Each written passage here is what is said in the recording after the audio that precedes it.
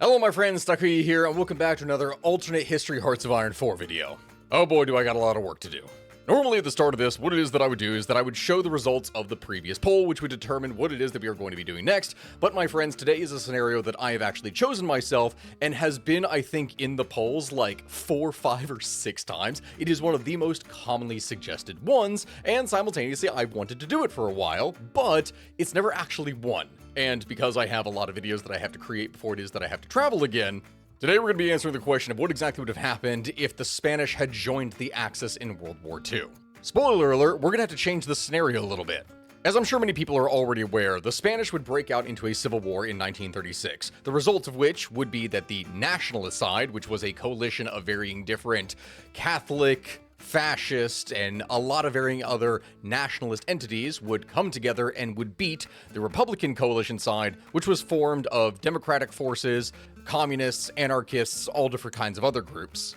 And after almost 3 years of war, which would end in 1939, this is something in which the entire country of Spain would be absolutely devastated. And though the nationalists would be victorious, they would stay neutral over the course of World War II, not joining in despite multiple requests from Mr. Mustache Man over here to specifically do so.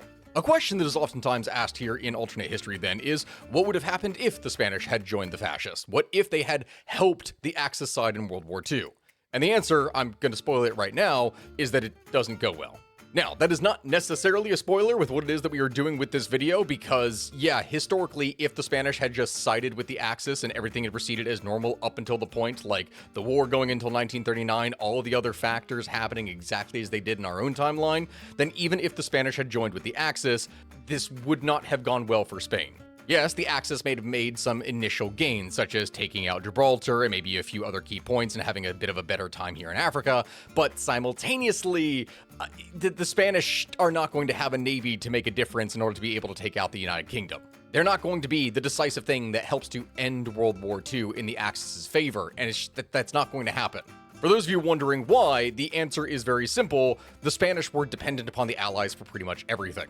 The key reason as to why Spain had stayed neutral over the course of World War II is because almost all of the trade of natural resources and everything that Spain needed specifically came from, like, the UK and especially the United States. So if the Spanish had sided with the Germans, even if there was a temporary economic boost that came from closely interlining themselves, this simultaneously would have resulted in horrible, horrible, horrible effects as time went on, especially because the entire country of Spain was devastated after 3 years of conflict. The Spanish Civil War is something that absolutely ruined the country. It bankrupted it, it killed off so much of its fighting population, it wasn't a good thing. So there's a lot of wishful thinking when talking about alternate history in which, oh, Spain is the big thing that helps save the Axis and turns things around, but that's not going to happen. So in order for us to have Spain even join the Axis in the first place, that means that we're going to have to change a series of things prior to that. And by changing that, that's going to affect the outcome. So yes, I know that if I didn't explain this from the very beginning, that there would be a lot of comments in my comment section that would point out how stupid the idea of Spain doing fantastic and helping the Axis is, so that's why I have to preempt things and explain that part right here. Yes, Spain, in the first 5 years of its existence, the fledgling Second Spanish Republic has already had to deal with strikes, a military coup attempt, and a major revolutionary uprising. Though it has survived these challenges, Spanish society continues to be marred by political polarization and violence between anarchists, communists, and phalangists, which is the fascists, basically. Both sides look towards the upcoming 1936 election with hopeful eyes, but it is unlikely that the victor of either side will bring a return to stability. And as the violence continues, the military waits and plots. Yes, indeed.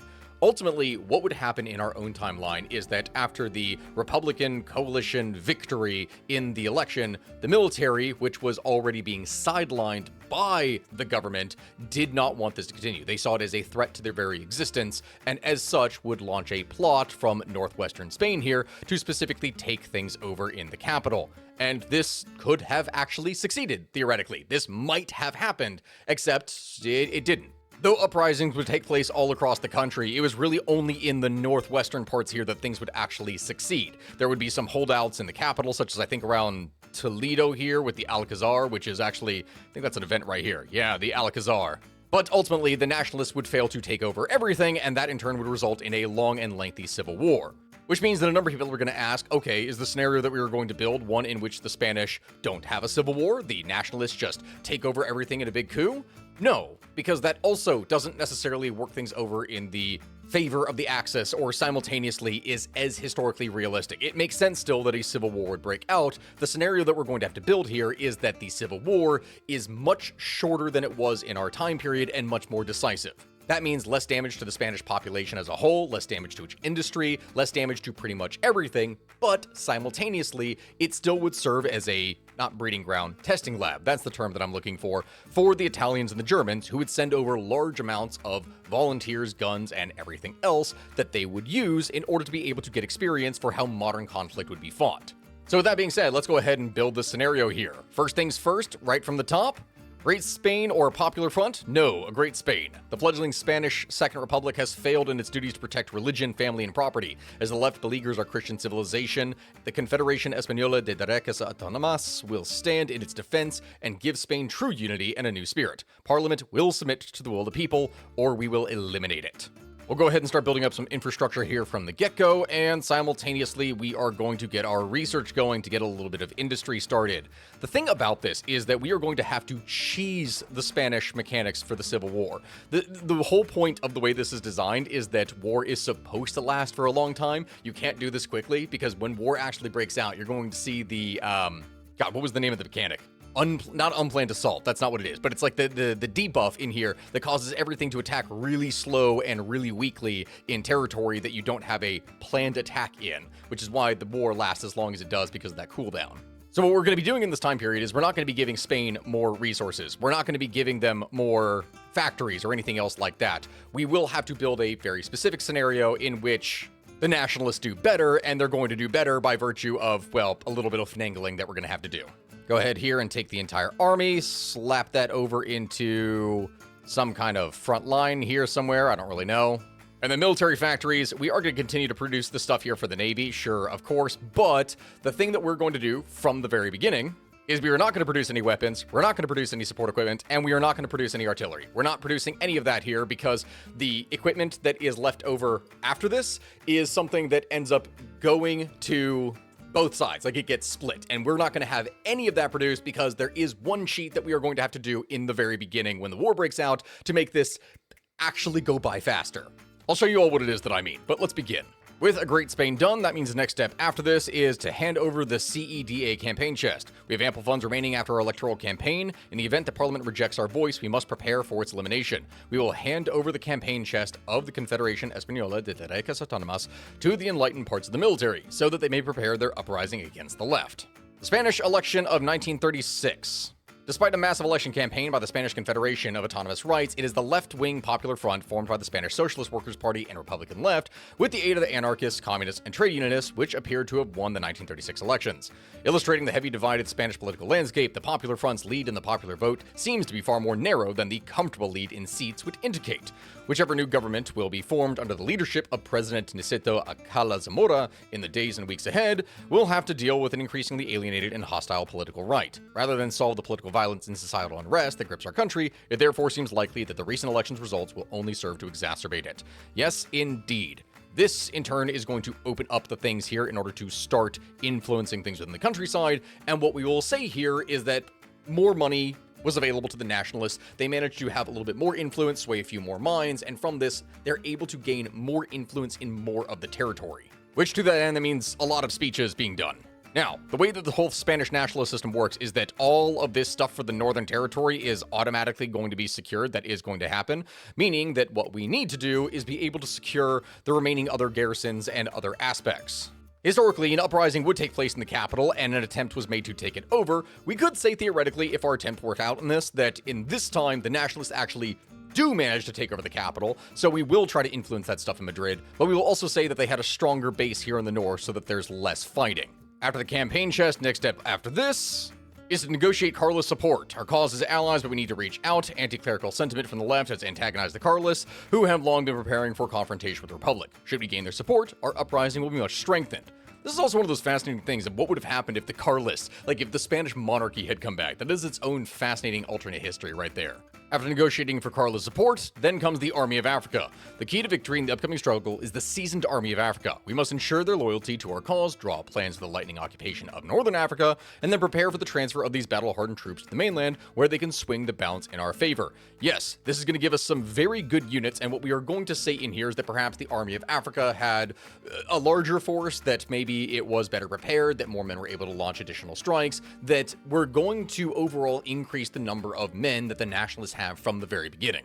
Dismissal of Niceto Akala Zamora. The power struggle between the various parties of the left, so recently united in victory in the 1936 elections, has already come to a head. Wary of President Niceto Akala Zamora's centrist and compromising policies, his alienated supporters in the Cortes judged the very dissolution of the Cortes that resulted in the elections to be unconstitutional and dismissed him from office. In Alaka Zamora's stead, the Cortes has elected his old rival, Manuel Azana, who now has inherited the unenviable task of bringing back stability to the increasingly polarizing Spanish political scene. Yeah, this is the thing that you all have to understand about the whole things in the Spanish Civil War. Even if the Nationalists had smaller forces overall in comparison to the Republican side in the beginning, which this was overall completely changed around with the influx of volunteers from others, they were better trained, better prepared, way more diligent in that regard. And the big thing is that there was way less infighting on the Nationalist side versus what was on the Republican side, the left wing.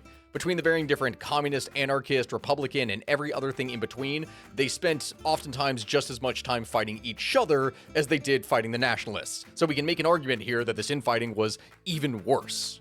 After the Army of Africa comes securing the northern garrisons. Using the proper encouragement, we will obtain the support of the garrison commanders in the north. With a well-trained concurrent uprising, this will give us a solid power base from which to wage our war against the leftists, if our initial coup attempt should fail. Which, yes, we're still going to say that it does. After securing the northern garrisons, this then brings up the question of Sin Paquito or Con Paquito, which is over the question of what exactly to do with Francisco Franco. If we're going to be going down the hardline nationalist side, then this is the one that we would be doing, except historically speaking, the one that is the more realistic answer in this case is to specifically do Con Paquito, that we are going to utilize the strong leadership of Francisco Franco, and from that, we are going to have a much stronger position in unifying the nationalists. That is the goal. And with that, my friends, July of 1936, this is where everything comes to a head. Madrid is not fully occupied in this sense. I mean, the chances of them taking over the capital was kind of low in the first place, but instead of them having a weak occupation, the thing that we're getting here in the first place is that they have a much greater control over it than they would in our own time. Not quite everything, but they still managed to take over key parts of it that were necessary. Along with that, perhaps they secured more of the north, which in turn means they would have an easier time. So it is then, my friends, that we have the Spanish Civil War. At exactly 5 a.m. this morning, precisely one day after contact was lost with the northern African garrisons, a well-prepared military operation was launched all throughout Spain with the intention of gaining control of all government institutions and strategic locations in the major cities. Major parts of the Army, Navy, and Air Force have ceased responding to the government orders, while concurrently Carlist militias have revolted in the north of the country. Complete success of this attempted coup has only been prevented by unofficial people's militias, who through quick action have managed to retain control of many of the targeted locations and cities. Despite this failure to meet their initial goals, however, it seems unlikely that the insurrectionist leaders will give into their strong position as willingly as they did in 1932, with neither side appearing inclined to compromise. The path lies wide open for the current situation to escalate into a nationwide civil war, which, as a united nationalist front, we will win. Now, from the outbreak of the war, there's several things that we're going to have to change. I can't quite just change everything because, unfortunately, with the way that the mechanic works, it's a lot harder to be able to do things. But if we switch on over here to the nationalist side and then check what kind of units we got, I can't just go and, dismiss everything because all these are militia units in the first place. See, that's the unfortunate thing. I literally won't be able to change any of that. What I can do is destroy the stockpile of some of the equipment that we have in here and then just assume from that, the Spanish got less of their stuff. They didn't get nearly as much support equipment. They didn't take nearly as many of the supplies. The garrisons were more successful in securing the arms of varying different territory. This means that Francisco Franco is able to take charge, and after this is now where things truly begin.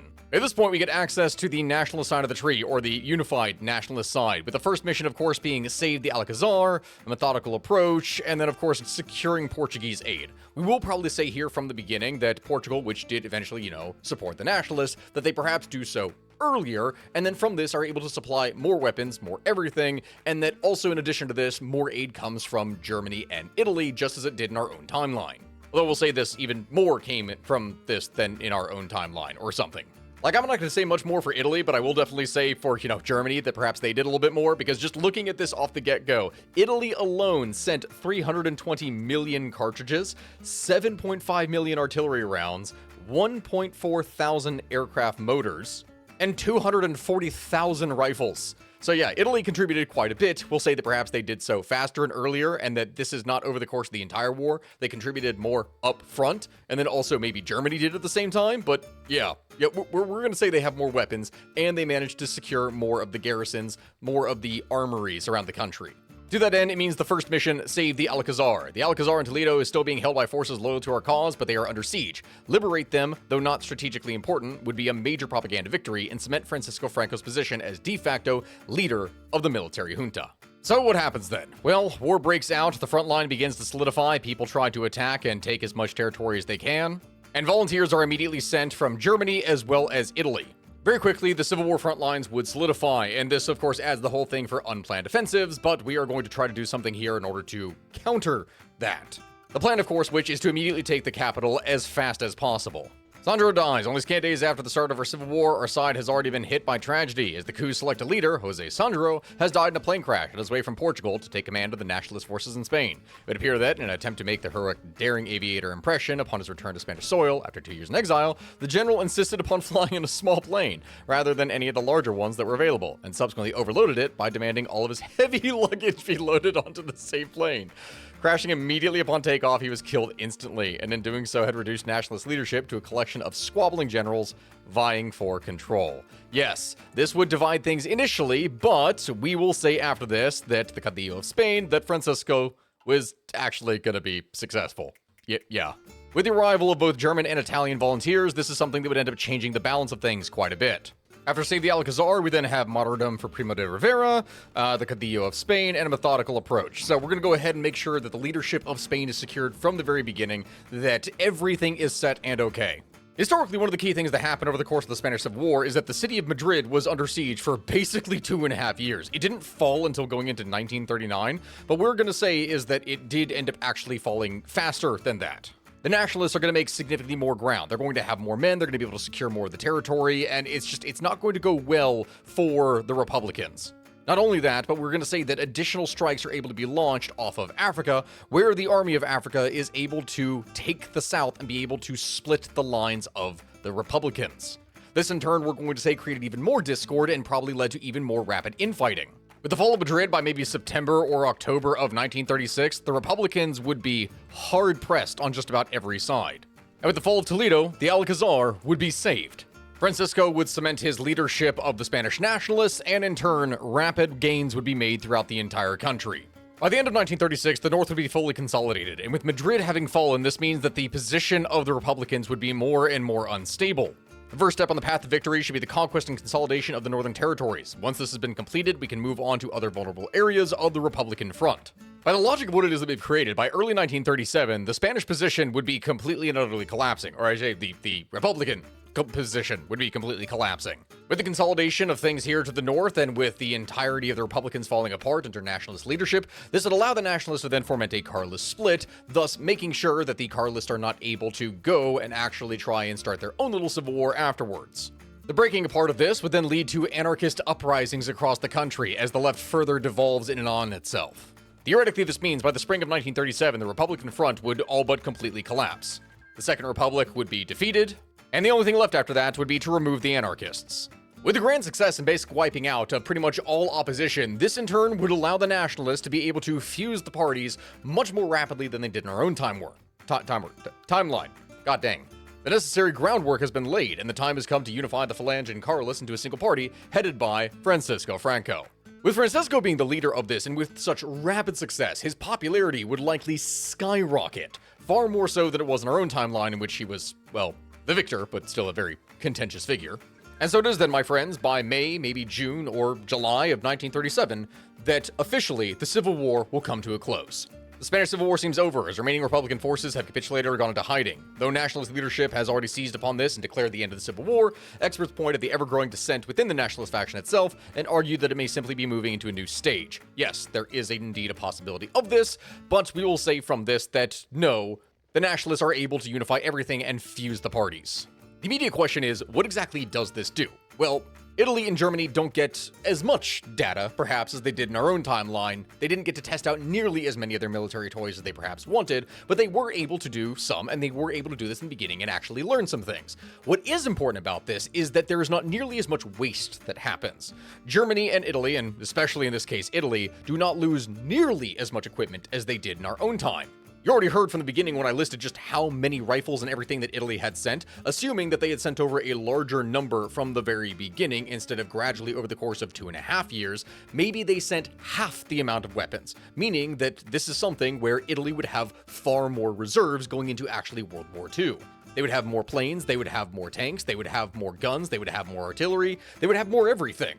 And this means way less expense for the Italian state that can in turn be used in order to build itself up rather than throwing that into Spain. Another argument that we could perhaps make from this is that the Spanish government, because of the multiple uprisings, were never able to actually get the Spanish gold out of the country. One of the things that happened in here historically is that the gold reserves were transferred over, or I guess we should say almost stolen, basically, by the Soviets. And we could say, arguably, that maybe this didn't happen, that the Soviets did not get the gold reserves, and then use that to pretty much blackmail the Republican government into buying equipment from them for a extremely extorted price. So it is then, my friends, in July of 1937, just under a year after the official start of the Civil War, the Civil War is over. The Nationalists are truly victorious, the parties have been fused, and from this, peace and stability return to Spain.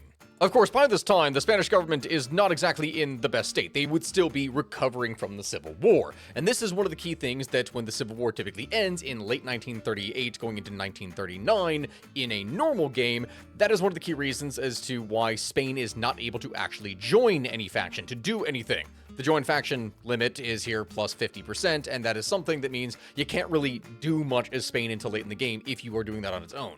Historically, yeah, Spain was in no state whatsoever in order to be able to do that, and that is going to be the same right now, except it's not going to last nearly as long.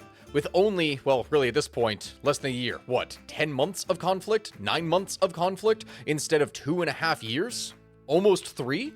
The national recovery period would actually be a lot shorter.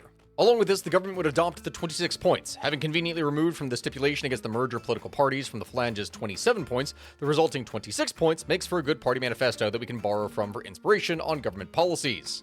Besides that, things are going to pretty much continue as normal. The Germans are still going to follow down their path, the Italians are going to follow theirs, and perhaps the takeover by the Nationalists will be of even more alarm to France as well as the United Kingdom. So maybe it is that they start developing themselves, preparing things a little bit earlier than they did in our own timeline, or go to greater lengths.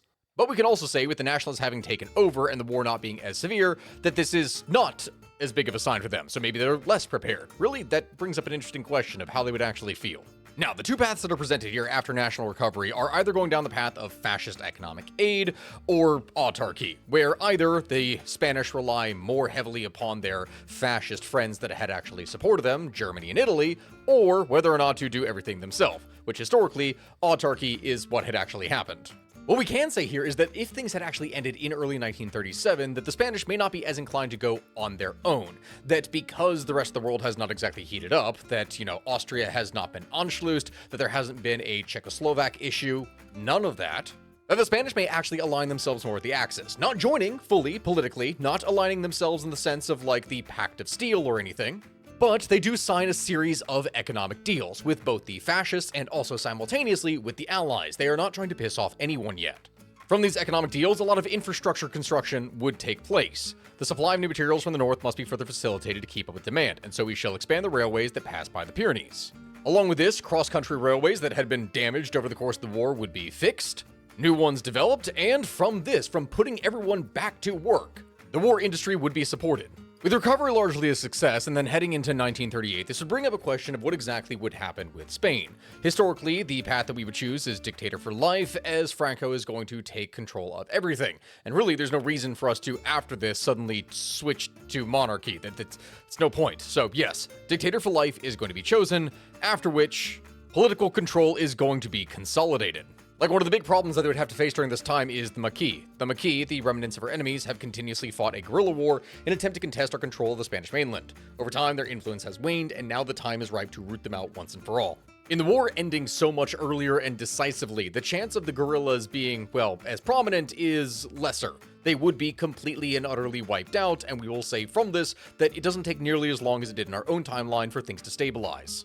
Along with these efforts, new efforts would be specifically put into the army, the National and Popular Army of Spain. The military might of the new Spanish nation will be organized in a national and popular army, which all able-bodied men shall have the honor of being enlisted. And on top of this now, with more money available to the state because the war lasted significantly less than it did in our own timeline, this means that the Navy, which for Spain had fallen, well, far from its glory days that it once was, is once again able to be rebuilt up, adding further power eventually after maybe several years to the Axis. From the sheer success of how the Army of Africa had been over the course of the war, which again we'll say was remarkably effective at invading from the south and pincer cutting off the varying different Republican factions, that the Spanish army would be modeled then specifically after it. Molotov-Ribbentrop Pact launch, Italy is aligning itself closer with Germany, World War II is about to break out, and the question that everyone is probably going to have at this point is, does Spain join? No, they do not. The problem is, after a civil war and considering the state of Spanish, well, economics and everything else, the chances of Spain being able to join in on the conflict in 1939 is nigh on impossible. This is not going to happen, it's really not. What they are likely to do in this case is to provide intelligence as well as basing support.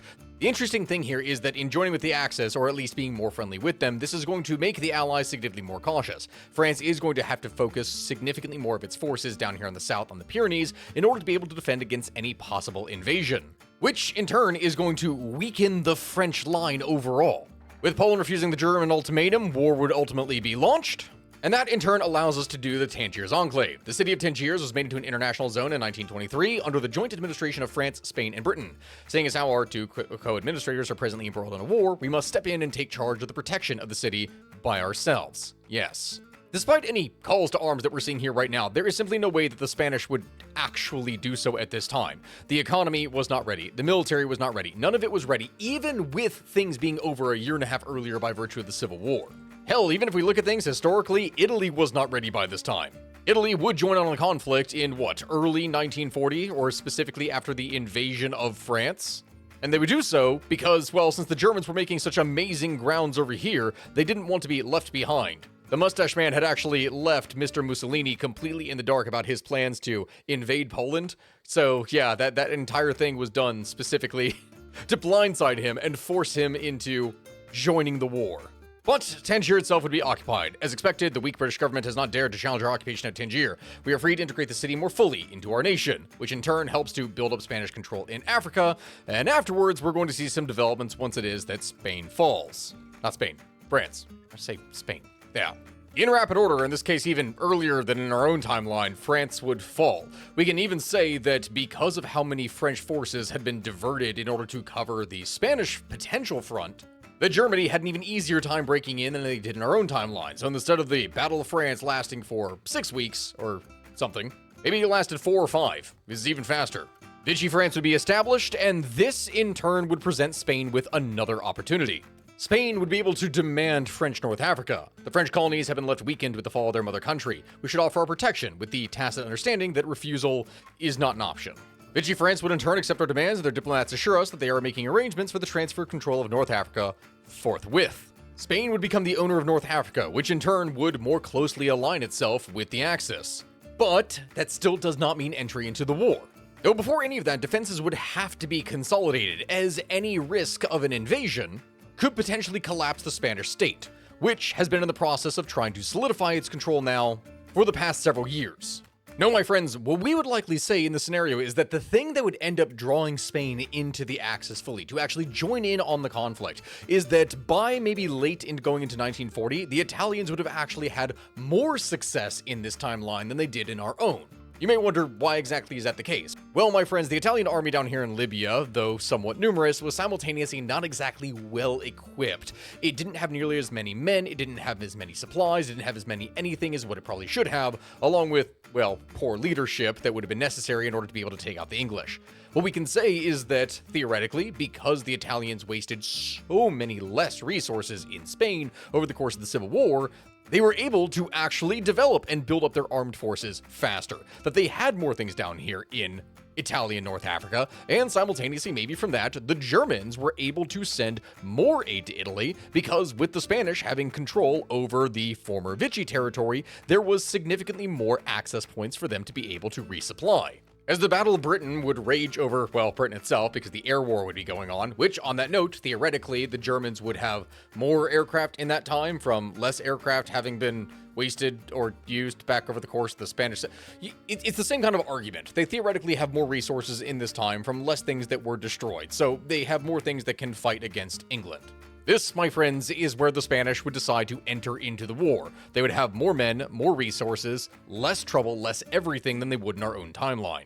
With the fall of Cairo, this would be a big signal point for any potential powers that may want to join in with the Axis. Bulgaria, Spain, others, people would specifically see the way that the winds were shifting. Inspired by this victory, Italy may then decide to go ahead and invade Greece.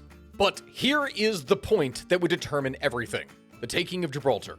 Access into the Mediterranean is specifically limited by 2 points. You have the Suez Canal, and simultaneously, you have the Straits of Gibraltar. Allied ownership of both of these 2 points meant that essentially, despite Italy being a naval power in the Mediterranean, there was pretty much nothing that could be done about, well, stopping Allied supplies. The Allies over the course of the war pretty much controlled the entire Mediterranean. As a result, the Axis faced significant supply issues over the course of this. Assuming that the Italians are able to actually take out the Suez Canal in this new timeline, or at least limit its effects, that simultaneously then means that in the taking of Gibraltar, it would turn the Mediterranean into an Axis lake. The British naval forces that are there already? Trapped. Unable to resupply, unable to do anything. And so that, my friends, is the argument that we are relying on here. Spain goes and declares war upon the Allies towards the end of 1940, and very quickly then, with limited resources elsewhere, Gibraltar is assaulted and very quickly taken. For the first time since it was seized by the British more than 2 centuries ago, Gibraltar is back in Spanish hands. News coming in from the territory report that most of the garrison has surrendered, although a few stubborn holdouts have retreated to tunnels running under the rock. At a press conference in Madrid, representatives of the government stated that Gibraltar is henceforth to be considered Spanish territory in perpetuity. British diplomats have unsurprisingly debunked the statement, dismissing it as utter nonsense. But the important thing is, Gibraltar is taken. The combination of this with the complete collapse of Allied control in North Africa, and with really nothing else on the side except perhaps Turkey to be able to resupply for oil, Greece then serves as the only base of operation from which the Allies are able to launch out of, which in turn does not have the infrastructure to be able to support such endeavors, and as such the fleet would slowly whittle away. Of course, that's not to say that the initial Spanish fleet is not going to take some serious damage, because that is still bound to happen. The British fleet is no joke, people. It's no joke. The Suez Canal would in turn be blown, and from this, after this, Spanish resources would be able to funnel into the south in order to help with the invasion of Africa. The Nile would gradually be taken, and even though Italy would be suffering in the south from a combined effort of Ethiopia as well as England, this still means that a whole other force to the north has to be dealt with, and now the Allies would almost entirely be cut off in Africa. Potentially, by the beginning of 1941, you would see almost a complete reversal in Africa, as any Allied forces that were there as a distraction would now have to deal with significantly greater powers than they anticipated.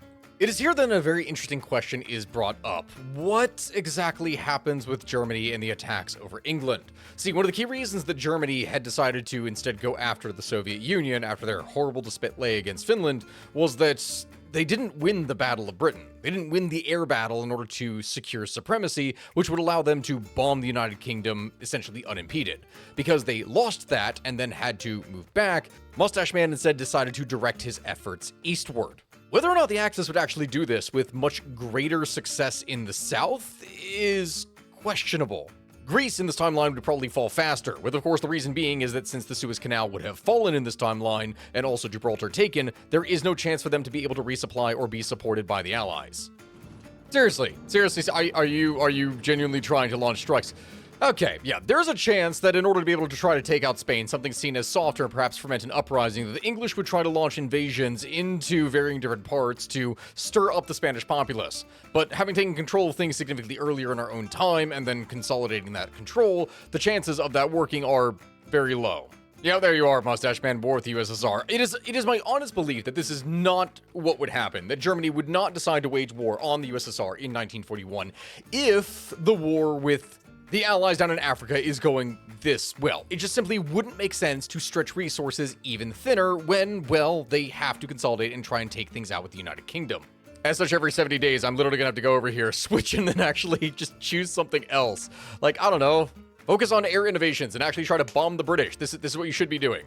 No, what Germany would instead do in this timeline, instead of launching a strike upon the Soviet Union, hopefully, if the Mustache Man is actually smarter about things than he was in our own timeline, then more resources would be dedicated specifically towards Operation Sea Lion, with the British fleet just all about wiped out in the Mediterranean, or at least trapped.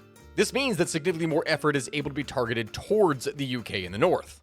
The problem is with Germany is that as production continues to ramp up on tanks, on planes, on everything else, this is going to use a lot of oil. Oil that Spain's entry into the war doesn't actually provide. That means the oil that Germany is already buying from Germany, it's going to somehow have to increase this, try to buy more oil, perhaps for an even more exorbitant price, which in turn is going to further enrich the Soviet Union. The bigger problem that we face then in these circumstances is what is going to happen with the United States. In the timeline that we are in right now, it's October of 1941, and in December, this is where Japan, well, it looks like they've actually already gone and invaded the Philippines, so that means that the United States is technically in the war. If the English are not able to be knocked out by that time, that means that the Americans are going to enter into the fray. And that, I think, is where we're going to seriously start having some problems. You see, my friends, the entire argument that we've made from this is that the Italian position at the beginning is stronger, the German position in the beginning is stronger, from less resources having been wasted on Spain. Spain, of course, is now part of the Axis, and this is good, but the majority of the Spanish economy from exports specifically was directed towards the Allies, which means that their loss and the United States actually entering in on the war means that Spain is completely cut off. It's going to have to rely entirely upon the Axis for all of its trade, and this is going to weaken things in its own production domestically. Don't get me wrong, the fall of Gibraltar and the subsequent taking of the varying Spanish Isles, the fall of Malta, the fall of Cyprus, the fall of everything else, this would be huge. But because Germany likely would have held off on an invasion with the USSR, they're not going to launch a strike in winter. Instead, war with the USSR would likely have to be planned for spring of 1942, which, yes, this would give the Germans significantly more time in order to be able to prepare for said invasion, but also, worryingly, this means that the Soviet Union would also have much more time to prepare and strengthen themselves. They would be able to get rid of some of the effects of the purges. They would be able to actually develop themselves militarily. They would be more prepared than they were in our own timeline. Which, as you can imagine, would mean that successes would still be seen, but in other areas, the Soviets would be much better prepared. Still, the Soviets would be pushed back. Many hundreds of thousands would likely be captured or killed in the initial stages of the conflict, but it would be also significantly harder for Germany to be able to push through, as many of the resources also would have been dedicated to the more successful Africa front. Italy would not be able to exactly help much with this invasion, of course, because at the same time, they would still be dealing with everything down here in Africa. And because of how everything had turned out in taking the Suez and then blowing it up, though they would arguably be in a better position as they wouldn't have to deal with things from the Mediterranean, simultaneously, the other issue then is that they would, of course, be stretched much thinner. As a result of this, the likely scenario that's going to happen is that even going into late 1942, when the entirety of the Mediterranean is now under Axis control, as all points have been seized, the Germans are likely not to have made it as far as even Moscow in this time. In our own timeline, they were just outside of the city, so to speak, and then from there began to be heavily turned back. They would not even get close to it, looks like, all the way to Stalingrad, which means that the push to get access to Soviet oil would not happen. The German war machine would gradually grind to a halt. Its fuel would run out. Fall of London. What the frick? Okay, I was not expecting that here, but that really should not have happened. Okay. Well, with the convincing of Vichy France to be able to join in on the conflict, it looks like Germany, in a last-ditch effort, has tried a surprise attack and landed a series of commandos within England. While an initial invasion may have actually been successful in an attempt to force the English government to give in, with the entry of the United States into the war and with the planting of American forces within England for a possible future invasion, this in turn means that said forces would very quickly be driven out. Perhaps the invasion was able to be launched here in the first place, specifically because the Spanish Navy was able to help achieve a degree of naval superiority, while the Americans were in turn distracted over here in Asia, trying to take out the Japanese Navy. Which, wait, why the hell is Spain, or Soviets, at war with Japan? This should not have happened yet. This game, I'm trying to tell a story here. What the hell? No wonder the Soviets aren't pushing them back on this side despite the issues. Oh my god. Yes, by mid-1943, the invasion into the UK would have failed. Like, there's simply no way that any of that would work from this time that we've constructed. With this last-ditch effort to invade things within the UK, this would have cost the Germans valuable soldiers that they could have used on the Eastern Front. Soldiers that in turn are now being ground out in a stalemate. The interesting thing to take note of here is that, unlike what happened in our own timeline with invasion of Italy after taking out North Africa, with Spain being more heavily involved in this territory, a greater invasion point that is likely to happen may actually be into parts of France itself. The Germans likely would be stretched thin, and so there is a chance that maybe the Bordeaux region is struck, as there is no way to get further troops in through the Straits of Gibraltar. And transporting them across Africa and trying to launch an invasion of this territory here in Spain through an Operation Torch would probably not necessarily be successful. Perhaps through a bullying effort where the Italians and others able to launch an invasion into Crimea itself? Well, it looks like yes. This is something I didn't necessarily expect, but I could definitely see that potentially happening after, well, you know, they managed to seize the Mediterranean. Unfortunately, this would still likely result in the entirety of whatever force launches their invasion here to get utterly crushed and surrounded. After which, Turkey joins the Allies. One could say that that possibly happened due to the fact that their territory had been violated in order to launch said invasion, but that would add yet another front for the Axis to have to deal with. By spring of 1944 then, split on both sides, there's a deep possibility that the Germans begin to be pushed back. The Soviets, after all, would have been better prepared in this time frame, which means that they would actually be able to fight more effectively and not give as much ground while inflicting heavier casualties. Honestly, it is by mid to late 1944 that this means that the Soviets itself would actually be able to push probably into German proper. Yes, the Allies would have a significantly harder time. They're not going to have nearly the same advantage that they would in our own from the D-Day invasion of France, but they still would make some degrees of progress. With Axis forces spread thin in order to try and maintain things within Africa, it's not exactly going to go well. From this time frame, in a launch on Bordeaux, not only would it free France, and from here you would see the French population rise up against the Germans, but simultaneously this would allow for a greater force to be able to invade into Spain itself, which in turn, as Berlin begins to fall, would force Spain to pull all of its forces out of Africa into trying to defend the main country. As 1944 turns into 1945, this would be the point in which pretty much everything begins to collapse for the Axis. Yes, Italy has not been invaded yet, but considering its already shaky economic and political situation, any loss of territory whatsoever, with the liberation of Paris and everything else, would mean that Italy would be hemmed in from all sides. Germany would gradually begin to collapse in on itself, and with Italy being the only one left and unable to defend any of its borders, as it had served more of a supporting role down in Africa, all of its forces would be caught and stranded, which in turn would allow for an invasion from the north to be able to completely sweep through and overthrow the government. No German help would be able to save it this time. Mussolini would be deposed. And with the fall of Rome, it would likely fracture into civil war. What this means is that in the end, the only major power that would truly be left would be, well, Spain, if you want to even call it a major power at this point.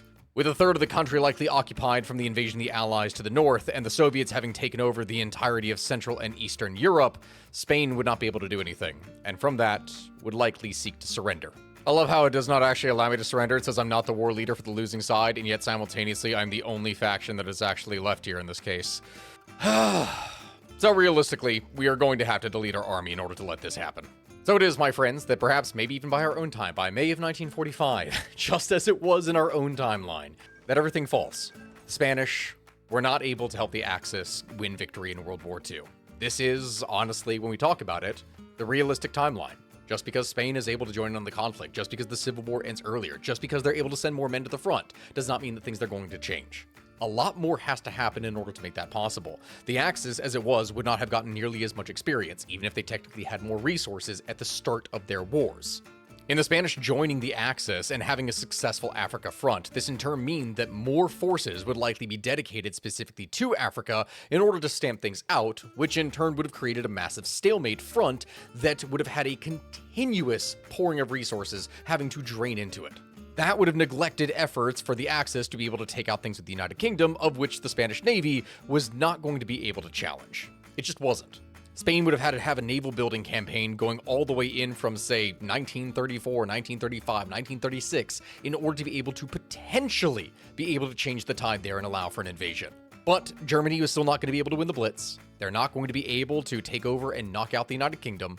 And by delaying their efforts to attack the Soviet Union, that would in turn strengthen the Soviet Union and allow Germany to, well, weaken itself further as time goes on. It may not be the clean scenario that a bunch of people I'm sure wanted, but that is the most likely answer. My friends, with that, things are going to end here. Since I'm not on the victorious side here, I don't actually get to choose how things end here at the peace deal. So this is extremely messy. But with that all being said, I think that we're done here today. Everyone, thank you very much for watching. This has been Hoi4 with another alternate history Hearts of Iron 4 video. Please let me know in the comment section below what it is that you'd like for us to do next. And besides that, I will see you all here next time. Thank you so much, my friend, for joining me here today. Goodbye, everyone.